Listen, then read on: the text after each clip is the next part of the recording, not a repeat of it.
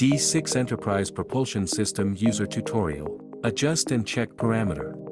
Set CAN ID, throttle ID, LED color. Connect the propulsion system's CAN cable to the CAN link module and use the Type-C cable to connect the module to the computer. Run the software. Find the corresponding port in the Computer Device Manager. Select the corresponding COM port and ESC to scan and obtain the required firmware information. Select the corresponding ESC to customize the CAN ID and throttle ID. You can assign the LED color icon according to your preference and then click Save. After saving, the corresponding LED color will change. Autopilot Parameter Adjustment. Connect the flight controller with CAN hub to the computer using a Type-C cable. Run Mission Planner and find the corresponding port in the Computer Device Manager. Select the corresponding COM port and baud rate as 115200 and click Connect. Find CAN P1 driver by searching.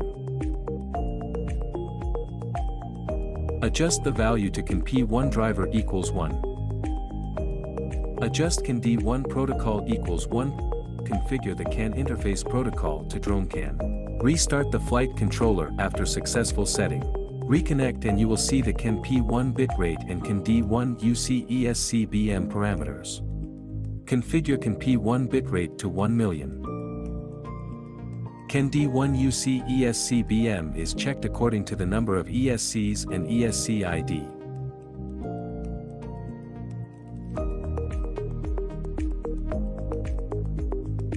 ESC test.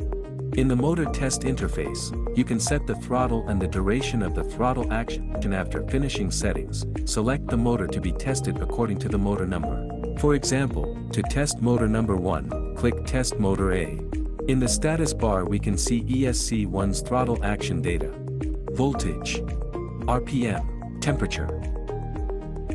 Check the motor direction.